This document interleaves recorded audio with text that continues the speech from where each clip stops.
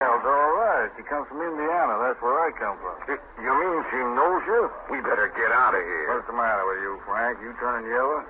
No, of course not. You sound like Jim Murphy. I ain't ashamed of who I am. I'll tell anybody who I am if they want to know. Hey, now, wait a minute, Sam. You know I'm only thinking of your own health. All Jim Murphy worries about is his own skin. Hey, where is that guy? We left him at the blacksmith in Old Town, getting his horse shot. Now, when you finish your drink, go out and round him up. I don't trust him very far out of my sight. We should have killed Murphy that time at Frankfurt when we heard he was a spy. No, I never believed that story. Anyway, they'll never put a rope around Sam Bass's neck. We rode right through that yellow leg ambush at Salt Creek, didn't we?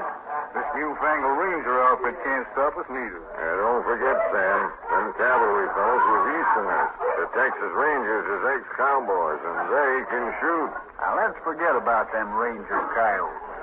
Listen, Sam, what about this yellow-haired gal? Where did she come into this picture? Well, I met her in here a couple of days ago when I come into town as far as up the bank.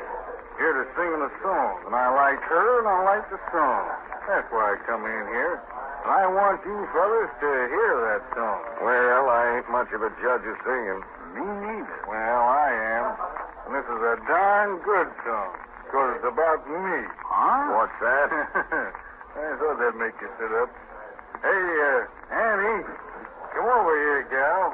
I never knew before, Sam, that you was a music lover. That's good. A music lover. Hey, you're getting drunk, Frank. Watch yourself. Howdy. What can I do for you? Hello. Have a drink? Okay, I'll take a beer. One beer for the lady. Are these your cards? Yeah. Boys, meet Miss Annie. Hello, miss. Honey. Now, I was in here a couple of days ago. You remember me? Well, I sure do. Wouldn't expect me to forget a handsome figure like yourself, would you? You ought to see his bow legs, miss. That's enough, Frank. Apologize to the lady for skinning you alive. Oh, why, sure, Sam. I didn't mean nothing. But what am I apologizing for? A gent don't talk about legs in front of a lady. You meant limbs. Oh, well, I'm sorry, miss. I apologize. I meant you'd ought to see his bow limbs. Never mind my legs. Limbs, I mean. You better leave that liquor alone. If you gents are going to fight, excuse me. Oh, don't go away, miss. I'm sorry. Listen, Annie, you recollect that song you sang the night I was here before? Say, I sung over 50 songs that night. I mean the one about that hold-up fella, the one who tapped the UP at Big Springs. Oh, you mean Sam Bass. Yeah, that's the one. Funny I forgot that name. You want me to sing it again? Is that it? Sure. Would you do that? And, here's a little something for your trouble. Oh, thanks. What? Why, this is a $20 gold piece. Sure. You ever seen one before? Not many. Say, you don't need to give me that just a song. That's all right, miss. It's worth $20 to have a pretty gal like you sing a song special just for me. Stranger, you and me ought to get better acquainted. What's your name? Well, that, miss, is a very personal question. Suppose you just imagine I ain't got a name. Oh, of course, if you want it that way. That's the way I want it. Now, let's hear that song. Hey, Joey, pull yourself together and tackle that piano. Give me the tune for that song about Sam Bass. Say, Sam, I thought you said you was low on cash. I am. That was the last of the UP gold. Can you toss it to that gal for a song? Sure. There's plenty more where that come from. Yeah, that's right. What's $20? Yeah, sure. Have a drink, Sam. Come on. Go ahead. Sam Bass was born in Indiana. It was his native home. And at the age of 17, young Sam began to roam. He first came up to Texas, a cowboy for to be. A kinder-hearted fellow you seldom ever see. Sam used to deal in race stock, one called the Denton Mare. He matched her in scrub races and took her to the fair.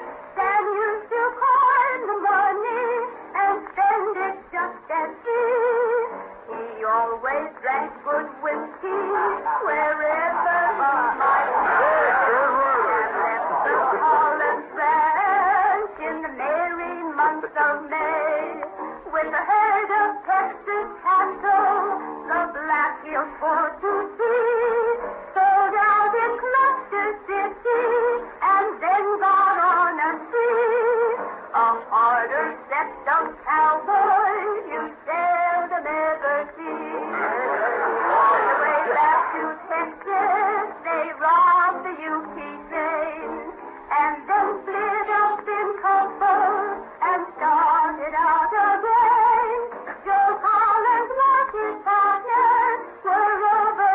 wagon soon.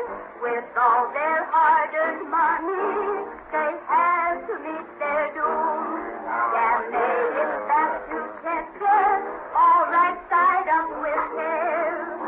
Rode into the town of Denton with all his friends to share. Listen over there singing, cut it short. Hey, who do you think you are? The young ladies are singing to us. I'm sorry about that, and I got to talk to you, strangers. I understand you're carrying guns. I'm Deputy Sheriff Grimes. Say, you got a nerve stopping me like that. Don't give me no back talk, Annie. I allowed once before is how I'd run you out of town. Hold on there, Grimes. You get mighty tough with females, don't you? Seeing as how you're so free with my name, stranger, what might yourn be? I reckon it ain't none of your business. What's the matter? You ashamed of it? No, I'm proud of it. My name's Sam Bass. Reach for the ceiling, Sheriff. Sergeant Sam, are you all right? Sure, I'm all right. Is he dead? He's dead as a doornail. I'm sorry about that. He's the first man I ever killed. But he started to shoot when I had him covered. Look out, Sam. Here comes another deputy across the street. I can see his badge. Get out the back door, Barney. Lead our horses around the side. I'm on my way. If anybody gets in your way, plug them. Hey, Sam, did you ever see a place empty out as fast in your life? There must have been 50 fellas in here 2 minutes ago, and now there ain't nobody but the dead sheriff. And here comes another one looking for trouble. You mean here goes another one? You shouldn't have shot him like that in that bright sunlight. He couldn't see us even. We're going to have a fight on our hands getting out of this town. We done it before, so I reckon we can do it again. Come on. Hey, you head toward the alley, and I'll follow you backing up shooting as I go. Sounds all right to me. What's that? Sounds like a bugle call. Let's get out of here fast. Good gosh. Look at that just crossed down the road. What is it? Yellow legs? Can't be cavalry. Must be rangers. Look out, Sam. There's a fellow with a shotgun. I got him, Sam. Yeah. He got me, too. I'm shot in the side. Hang on to me. You'll be all right when you get on your horse. There's Barney with our horses now. Come on. I'll hold you up. We can still make it. Thanks, Frank. I'll be all right when I get on that cayuse of mine. What's the matter? Sam is shot. Hold that horse steady. Look out! Look out! It's a bird on the roof. Easy, Sam. Up you go. I'm hurt. Pretty bad. You're all right, Sam. Come on. They want shooting. We've given them money's worth. Come on.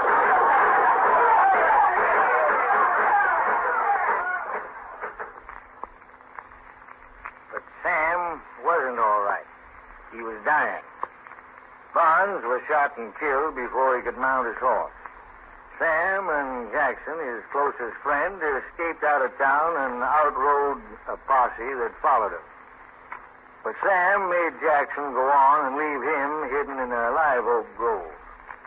He knew he was dying, but he wanted his friend Jackson to escape. The Texas Rangers found him breathing his last. He died, refusing to name any of his companions in his various robberies.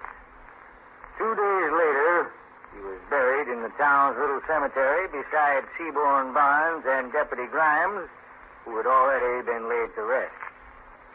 There were a handful of men and one woman at that strange burial. One woman was Annie, the dance hall gal. Let him down easy, boys. He's paid for his sins. Yeah, and I gotta hand it to him. He was game to the very last. Did you hear the Rangers questioning? Sure did. He couldn't pry a thing out of him.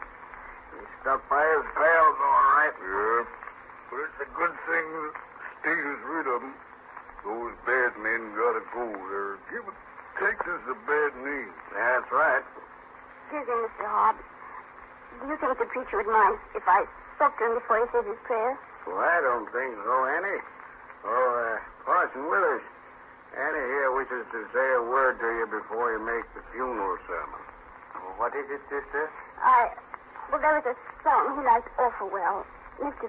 Bass, I mean. I'd like to sing it to him before they throw the dirt on his coffin. What sort of a song, sister? It was a song about him. And now that he's dead, I've written some special verses to it. Let her sing it, Parson. I brought Joey along with his guitar to accompany me. Mr. Bass would have liked it. I know he would. Very well, sister.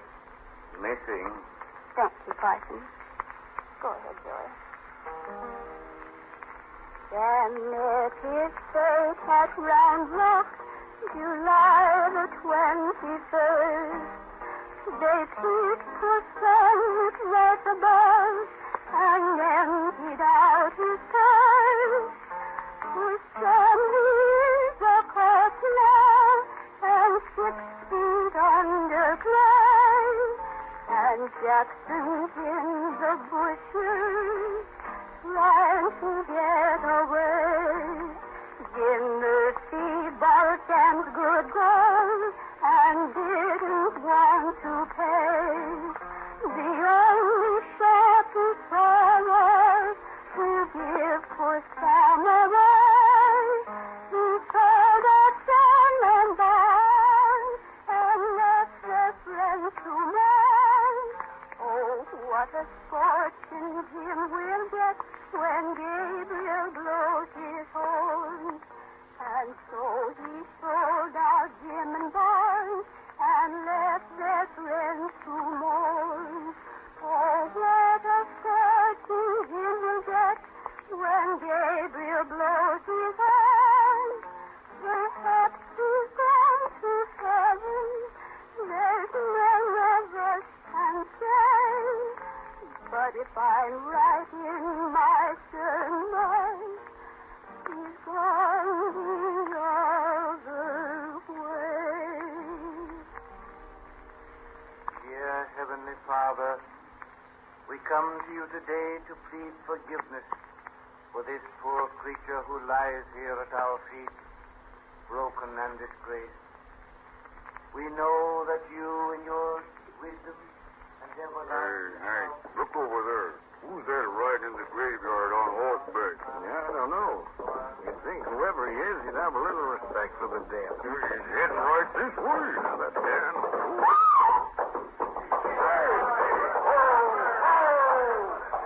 Goodbye, Sam. Here's flowers from your old pal.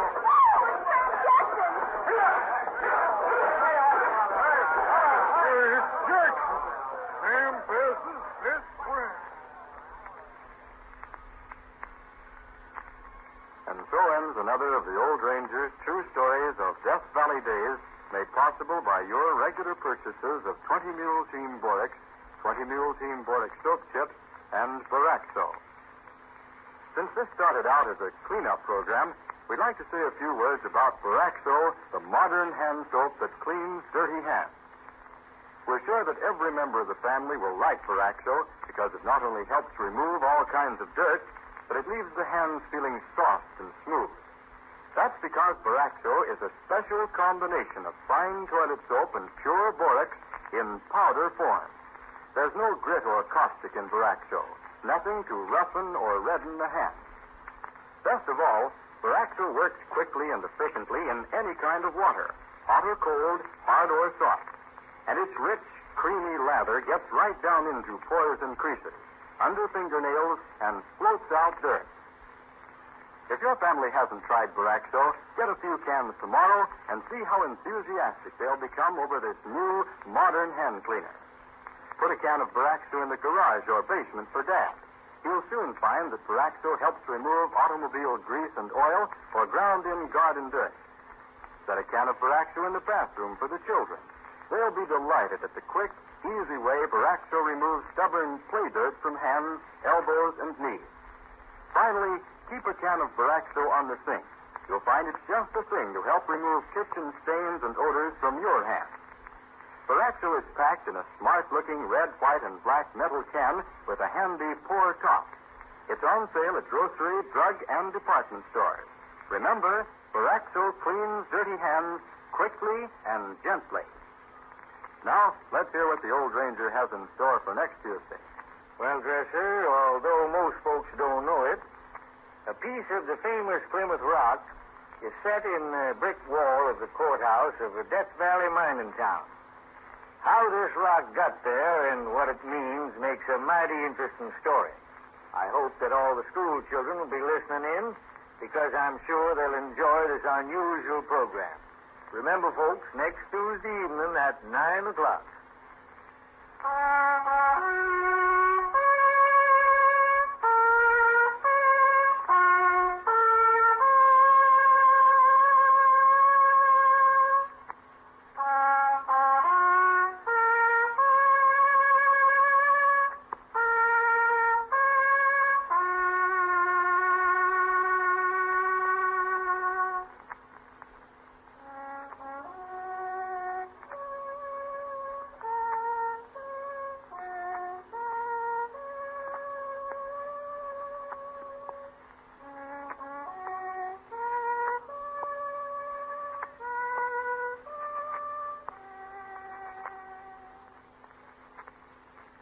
Valley Days, announced by Dresser Dawson, has come to you from San Francisco. This is the National Broadcasting Company. From Clinton, Iowa, on Spreaker, this is GJR Broadcasting, GJRB. This edition of Radioland. Coming up in this half hour of Radioland, we go into Detectives with the Adventures of Philip Marlowe from May 28th, 1949. And then it's Dragnet with The Big Layout from January 25th, 1953. Now let's go back in time to May 28th, 1949 for the Adventures of Philip Marlowe on GJRB's Radioland.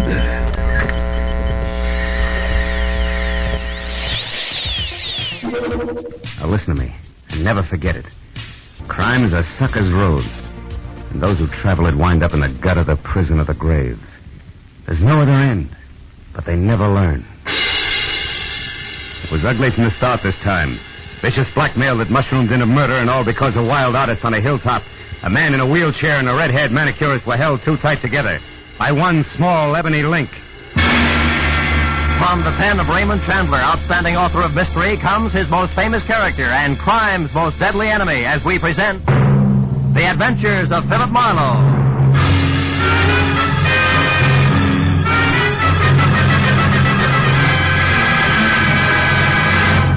Now, with Gerald Moore, starred as Philip Marlowe, we bring you tonight's exciting story, The Ebony Link.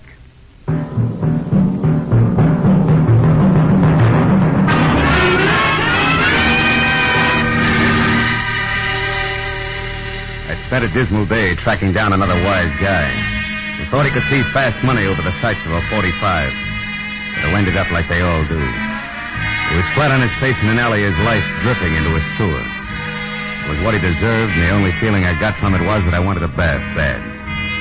So I went home, but when I stepped out of the elevator and started down the hall, I knew I'd have to postpone it. Because leaning on my doorbell was a redhead who looked very good from a distance. But she lost ground with every step I took. Because the closer I got, the more I saw of a mouth shaped by indecision. Of eyes that were nothing but mascaraed caginess and shallow green. And flashy clothes that carried the kind of bargain basement label you can't tear off. Good evening. Looking for me? Yeah, you're a private detective named Marlowe. I am. Come on in. Have a chair, miss. Johnson, thanks. What's your difficulty, Miss Johnson? Oh, it's not me. It's my sister up in Santa Barbara. Can you go there right away, 812 Seaview Road? Maybe you should tell me what it's all about, huh? Well, she loaned a gentleman friend of hers some money. Okay. That's enough of the sister act, baby. What's the gag? Gag?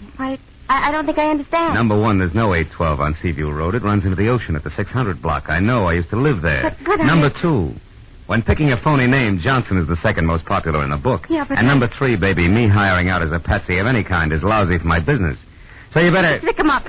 Oh, no. I mean it, and I'll shoot if you follow me. Okay, kid. Just don't slam the door on your way out. She backed out fast, pulling the door closed as she went. I gave her 5 seconds head start and then looked in time to see the top of her hat disappearing down the stairs. But before I could follow her, the elevator gate slid open and a dapper man with a square face I'd seen somewhere before hailed me. Certainly glad I found you, sir. Remember me? Ramsey. Mr. Ivan Pack's chauffeur. Oh, yeah. He wants to see you, sir. Says it's very urgent. Yeah, but Well, okay, Ramsey. Where's Mr. Pack now? Waiting downstairs in the car, sir. I'll show you. We tried your office first, but it was locked. We're afraid you might have gone out of town. You aren't going, I hope? No, but it was close. By the way, how is Mr. Pack these days? Still confined to his wheelchair? Yes, sir. But he gets around fairly well with me to help him, of course. Mm-hmm. What's the matter, Mr. Marlowe? Looking for someone? Not exactly, Ramsey. Chances are she ducked out the back way and still running. Oh, I beg your pardon, sir. This way, Mr. Marlowe. Here we are. Hello, Ivan. Get in, Marlowe. Thank goodness they found you. Well, just drive around the block, Ramsey. Yes. He said it was urgent. Is it really that bad? Yes, it is. Roll up the glass there, Marlowe. It's best if even Ramsey doesn't hear this. Okay. That's it. Marlowe, I'm being blackmailed again. Huh? It happened 6 months ago for $10,000. This time it's $50,000. Brother. What do they got on you, Ivan? What's the lever? The lever is that I happen to love my wife, Leona. But I happen to feel it's my duty as a husband to protect her reputation and shield her from heartbreak. I still don't get it. Marlowe, I tell you this because you're the only person I can trust. Leona spent a year in prison back east when she was a kid, but that's nothing to be ashamed of all your life. I know. Take it easy. I'm sorry. Bluntly, I can't afford to throw that much money away. On the other hand, if I don't pay, they threaten to expose Leona as a jailbird. She couldn't stand that, Marla. Mm-hmm. I know her. She ran away the first time this happened. Said she wouldn't be that kind of burden to me. If she finds out about this new demand, she may do something even more desperate. Blackmail's always tough. Who's doing it? I don't know. All we have to go on is this letter. Let's see it. Here. It's got an L.A. postmark. The stationery is a high grade that doesn't match that cheap envelope. Mm-hmm. The top of the page has been cut off, see? Yeah. Strange backhand, too, huh? Hey, this demands a payoff by 12:30 tonight. Why didn't you give me more time? I just got the letter this afternoon. Yeah. Look, Marlowe, I realize what you're up against. Try, will you? Find out who wrote that letter. I have two alternatives. Pay him or kill him. Well, I'm no killer. I'll pay if I have to. But maybe, with luck and your help, we can find a soft spot in his armor. What do you say? Well, I'll try. Don't take any bets, Ivan.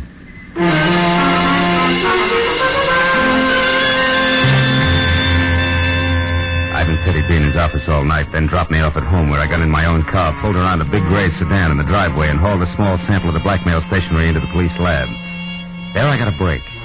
The boys had it classified in 30 minutes, and after another 30 handed me the names of 2 business houses and 12 hotels in the city that used it. Too many to check in the time allowed, so I called Ivan Pack and started down the list. He stopped me at the 4th hotel, which was the Beverly Crest, with the word that his wife Leona had spent a lot of time and money shopping in the hotel's exclusive arcade. So I drove out to the Beverly Crest, watching a big gray sedan in my rearview mirror most of the way. But in the hotel, I killed another hour drawing blanks, even at the writing room blotters. Until, on the way out, I got another break. The beauty shop was closing for the night, and inside, slipping a coat over her manicurist's uniform, was a redhead. The same redhead who had tried to sack-track me to Santa Barbara. I followed her out of the hotel, and when she got around to the back, I stopped her. What do you want? I got curious about your sister. I don't know what you're talking about. I don't have a sister, and I never saw you before in my That's life. wishful thinking, baby. You can talk here or over a desk at police headquarters, but you're going to talk. Now, which is it? Wait a minute, no cops. All right. Okay, Marlo, sure. I'll talk. I got a sister in Santa Barbara, all right. She's a mermaid. She comes up once a year to fish for seagulls, and she wanted you to bait the hook. Come on. Straighten it out. You're smack in the middle of a lot of trouble, and it's getting deeper fast. Believe me. No, I'm not, wise guy. You're in the middle. In fact, you got trouble right behind you. Stop.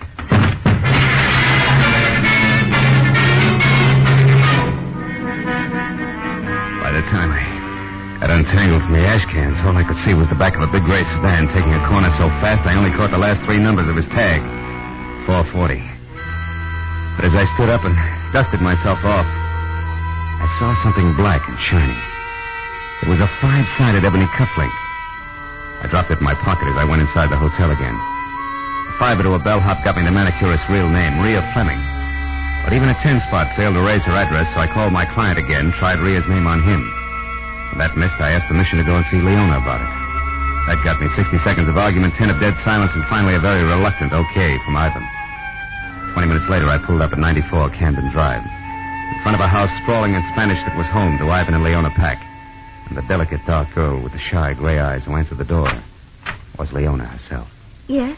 I'm Philip Marlowe from the Sequoia Accredited Justice, Mrs. Pack. I'm told you patronize a manicurist, Miss Rhea Fleming at the Beverly Crest Hotel? Why, yes, occasionally. Is anything wrong? Oh, no. Nothing serious at all.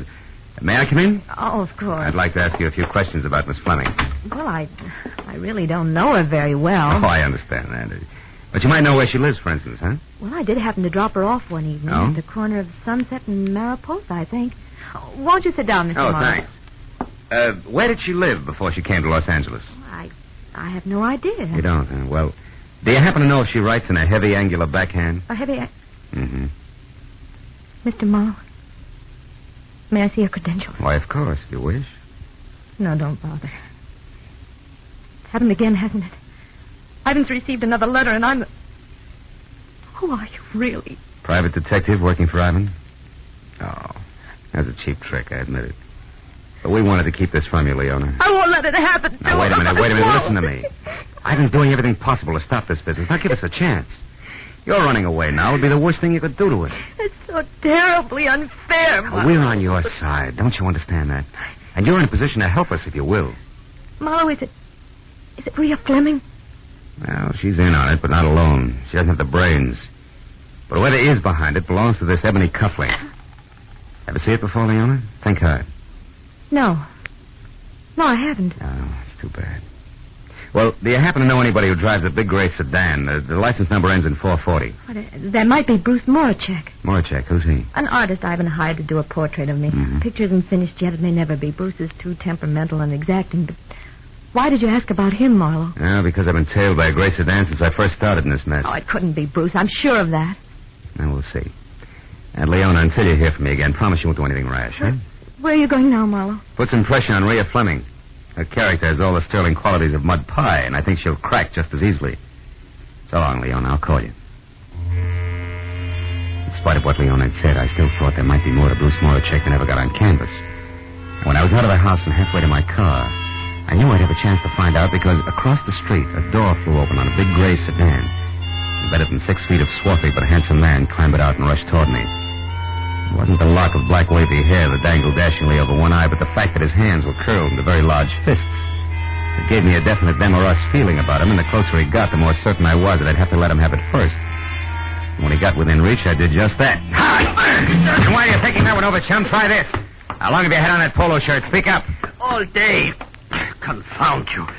But you don't have to knock me down to find that out, you idiot. No, it was faster that way, and I'm not through yet. You've been tagging me all night, and I don't like it. How come? You wouldn't understand. Try me. Come on. I haven't got much time. All right. Until yesterday, I was working on a portrait of Mrs. Pack. Yeah? She's an exquisite subject, but I quit because it became impossible. Mm-hmm. She's being so upset by something or someone she doesn't even look like the same person from one day to the next. And that's supposed to explain why you've been tailing me all over town? I told you wouldn't understand.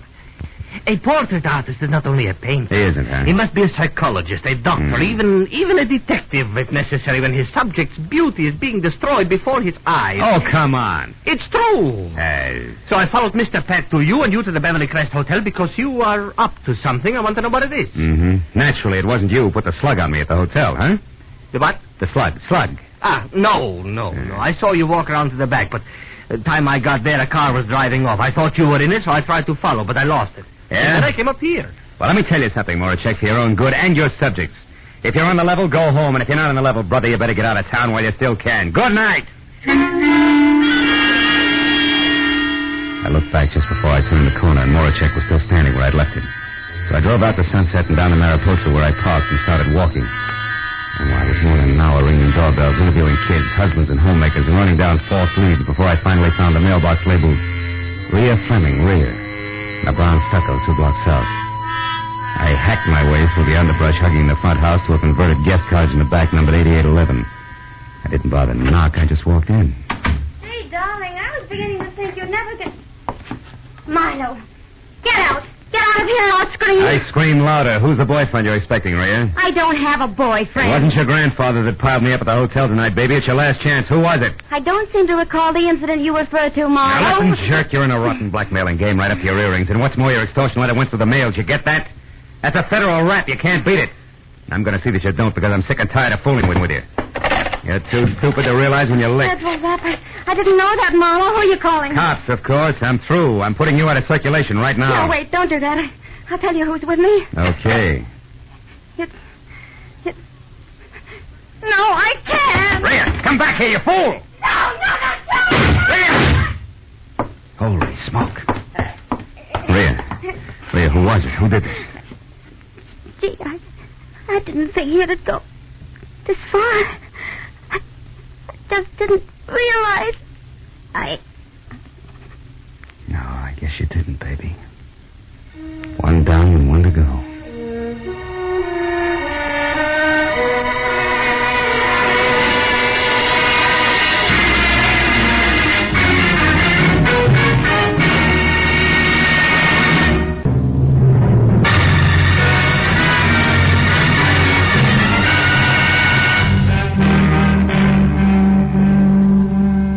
As Rhea Fleming's face relaxed in death, the gaping, frightened people who make up every street scene began to gather. And as each newcomer timidly edged forward and then caught his breath at the sight of the dead girl, and in a small, tight voice asked whoever was standing next to him what had happened, only one thought kept running through my mind. Leona's blackmailer and the murderer of Rhea were one and the same.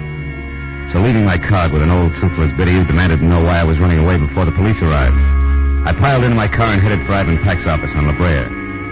I pulled to a stop just as a chauffeur named Ramsey darted out of the building and into the family limousine parked at the curb and pulled away fast. But since Pack was the man I wanted to see, I dismissed the thought of a not-so-merry chase, went to the door and knocked. 5 minutes went by before my client wheeled himself out of an inner cubbyhole and opened up. And another 5 while I brought him up to date, blow by blow, the redhead's violent death included. Murdered Marlowe? Yeah. And for my money, the noose fits whoever she's working for, who was also the party that dropped me in the alley behind the Beverly Crest Hotel, and this ebony cufflink and doing it. Ever see it before? Why, no, I haven't. You sure, Ivan? Sure it wasn't once holding a lot of fancy shirt together for one Mr. Moracek, maybe? Bruce? Well, why him, Marlowe? Because he's been tagging me all night. Say, tell me, Ivan, how well do you know him? I met him about 6 or 7 months ago at my club. I don't remember who introduced us. Yeah, well, that fits. The blackmail started just about that time. Now, look, just to make it a little tighter all the way around. You can't recall who recommended him to you as just the right man to paint Leona's picture, can you? No, I can't. Uh-huh. But on the other hand, Marlowe, neither can I recall having heard anything bad about him. No. Now, look, you say he's been following you all night. Close enough to do a time step. What are you getting at? Just this. Was he around the place where the girl was killed? Well, to my knowledge, no. But that shouldn't mean too much because the murder happened after we had our little run-in. So he'd naturally be careful about my seeing him. Well... Besides, Ivan, he was going to commit murder, so it's a cinch he'd arrive and depart from 8811 Mariposa without fanfare. Mariposa? Yeah. 8811 Mariposa, Marlowe? Yeah. But that's the address I just saw on a slip of paper in Ramsey's desk. There was a phone number, too. Wait a minute. Your chauffeur's Rhea Fleming's address? Yes. Here, get hold of my wheelchair. Sure. It's that far desk there, just inside that partition. You know, Ivan, when I pulled up outside here, I saw Ramsey leave. You know where he was going? Yes, he was going to dinner. Unless he hasn't eaten in 5 years, I don't think that's where he was going. He lurched from the curb like it was on fire. Here you are, Marlowe. The top drawer on the right. Toward the back. I see it. Yeah. 8811 Mariposa, all right. Phone number and nothing else except this. What did you find, Marlowe? A cufflink, Ivan, twin to the one in my pocket. And maybe a murderer who isn't named Moracek. You mean Ramsey? Yeah. Oh, no, that couldn't be. Why not?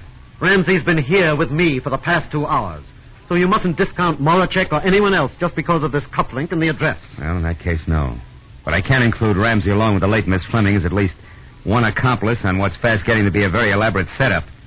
Ivan, do you know where Moracek lives? Yes, at his studio. Lookout Mountain Road, just off Laurel Canyon Boulevard. Laurel Canyon. Well, I don't know the exact address, but you ought to be able to get that from Leona. Yeah.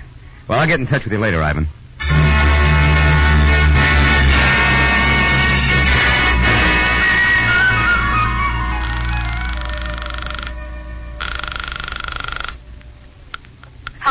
Hello, Leona. Now, listen hard. Did Bruce Moracek come up to see you after I left? Well, yes, he did. What'd he say? Well, only that he'd collided with you on the stairs and that he wanted to know who you were, what business you had with me. Did you tell him? Of course not. I wouldn't tell anybody anything about this. He didn't like that, huh?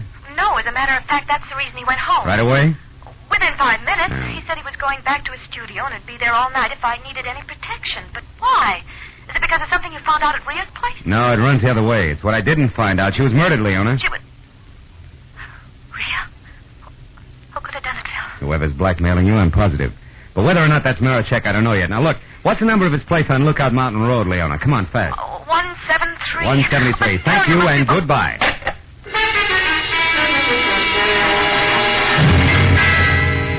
I was 20 minutes wriggling through the thick Hollywood traffic to Laurel Canyon, then another 10 climbing Lookout Mountain Road, which was an abrupt spiral of macadam that belonged in the Alps. So when I parked away from the bay window with roof that was numbered 173, and started up through the junior jungle that led to the front door, it was exactly 10 o'clock. And considering the zest of my last meeting with the artist, a good time for me to be careful. So when I knocked on the heavy oak that showed splashes of yellow at the threshold, I did it with the barrel of my .38.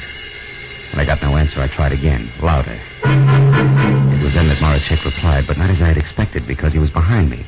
And his greeting was a fist the size of a cannonball coming at the side of my head. Fast! And now, Marlowe, I'll take your gun here. And if I have to use it, I will. No doubt. It worked before. Huh? What are you talking about? Come on, Buster, get off it. You act like a paint. Let's not waste each other's time. All right. Then inside, Marlowe, where we can get to the point fast and in privacy. Go on. All right. The door is not locked, detective. I don't know what you want here, but I'm going to find out, believe me. You can skip the thumbscrews, Rembrandt. I'll make it very plain for you. I want to know why you think you can get away with a doubleheader like blackmailing Leona and murdering your own accomplice. Any comment? Yes, you're either stupid or a raving maniac. Now, listen, Marlowe. Moracek. No, you listen to me.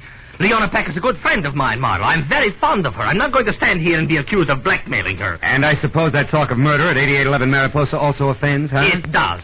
And until you mentioned it, Marlowe, I didn't even know Leona's trouble was blackmail. And as for a murder at something other than Mariposa, I have been here painting since I last saw you. Which who will swear to? Nobody. Ah. But if you will step over here, you can see that this canvas is fresh, that the paint is still... It was my chance. The second he got in front of his canvas, he forgot he was holding my .38 in his hand. And as he talked, he pointed with the barrel like it was a paintbrush. When I was close to him, my right foot was against one leg of the easel. The time was right. Marlowe, are you satisfied? That's right. Some other chick. Now, since I'll also use this gun if I have to, get up. Stand over there against that wall. Come on. You're going to get a chance to tell that story again, Bruce boy, but this time to the police. And I... Hey, Moracek. What? That painting there. That's Leona, right? Huh? Of course that's Leona. Does it look like a battleship? No comment. But also, Moracek, it looks like a lot more, and by that I mean the answer to who's both the blackmailer of Leona and Rhea Fleming's killer.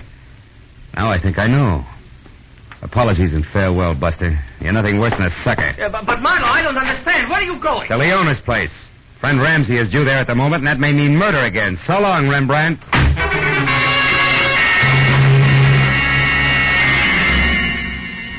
Once I was off the mountain, back onto Laurel Canyon, then over to Sunset, and pointed toward Beverly Hills and Leona's house on Camden Drive. I kept my right foot heavy on the accelerator and my mind working just as fast.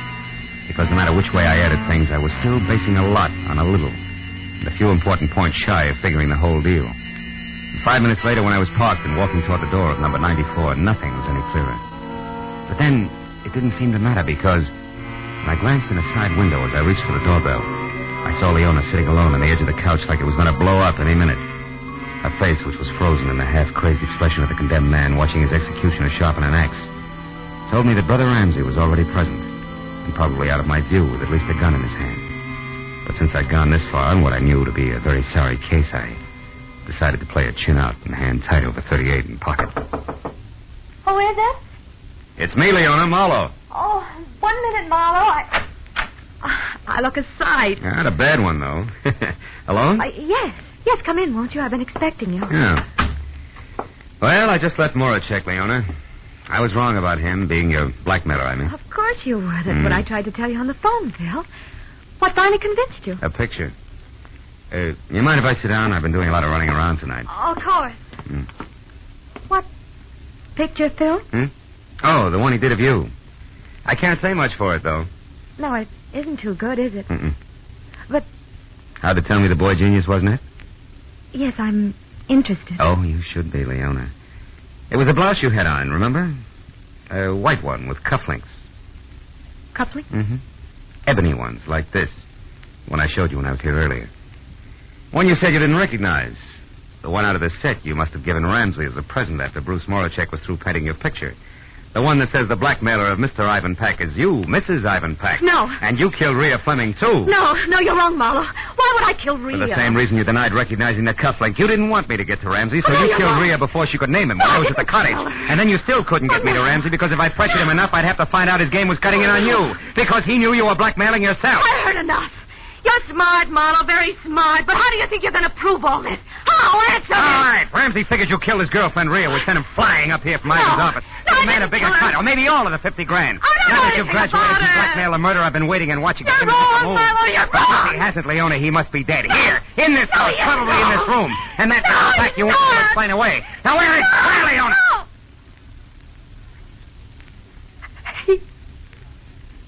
He's there, Marlowe. Behind the couch.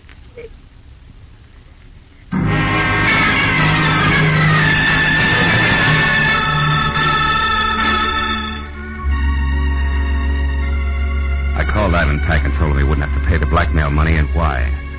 There was a long silence before he said goodbye, and I went to police headquarters where an uncomfortable hour and a half went by before homicide was satisfied and Leona had signed a complete confession. So by the time I got over to my client's office on La Brea, where I knew I had to go, it was almost 12:30, the hour originally set for the payoff. When I was inside and sitting next to the man in the wheelchair whose watered eyes never left my face, it was exactly that, straight up and down.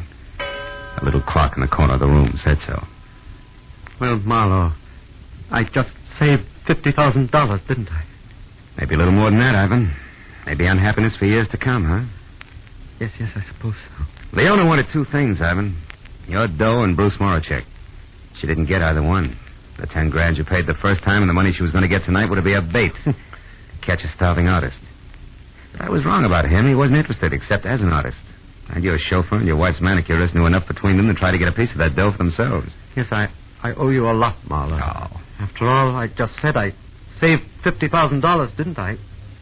Even though I lost a wife. Good night, Marlowe. I'll talk to you tomorrow. Sure. Night, Evan.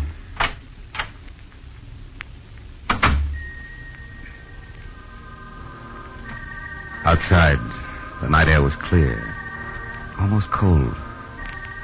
Felt good against my face, so when I got to where my car was parked, I didn't get in right away, but stood next to it.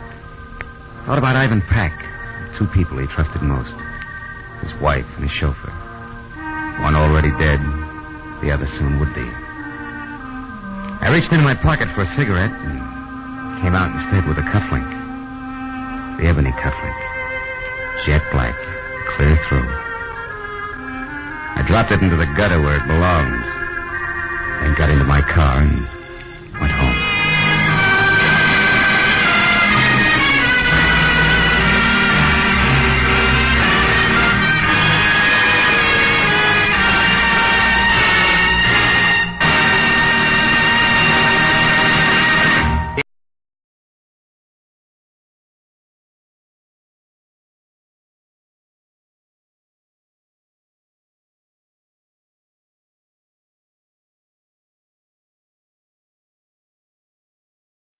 But now, 2 points that'll pay every driver to remember if you want to be sure you're getting the tops in quality when you buy gasoline. 1, in gasoline, it takes extra quality to give you extra mileage, to go farther. And 2, Signal is the famous Go Farther gasoline. After all, the only way any gasoline can put more thrilling performance into your car is by helping your motor run more efficiently. And when your motor runs more efficiently, naturally, you get better mileage. So mileage is really the best yardstick of gasoline quality. That's why we're so proud of Signal's good mileage. And it's why Signal says, when you buy gasoline for your car, to be sure you're getting the tops in quality, there are just 2 things to remember. 1, in gasoline, it takes extra quality to go farther. And 2, throughout the West, from Canada to Mexico, Signal is the famous Go Farther gasoline. This is the year of the Lark. The Lark is the car of the year. Look what's new for you from the Lark. It's here, it's here, it's here, it's here. It's the new convertible. Seats 5 adults in style. It's so pert and perky. Runs on pennies per mile. The Lark by Studebaker. Yours in 6 stunning styles for $60, including the new convertible and... Look what else is new for you. It's here, it's here, it's here, it's here. It's a new Lark wagon with 4 convenient doors. And it's style for fun and frolic, but it's built for chores. Look at the Lark yourself. Learn how it's been proven by 750 million miles of owner use. Visit your Studebaker dealer and see how nothing has been spared to build quality into the Lark. Discover why it's the value.